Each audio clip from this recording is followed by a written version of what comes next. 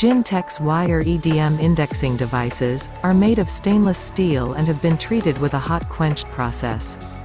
The indexing device is designed with IP68 dust and water-resistant standard, which makes this type of indexing device suitable for the wire EDM machines, and can be put submerged into liquids. The indexing devices can be applied either vertically or horizontally, and can conduct quick positioning for every 15 degrees.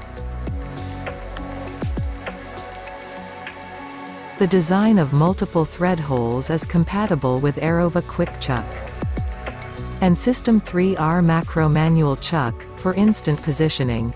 It is capable of applying to both EDM and wire cutting machines.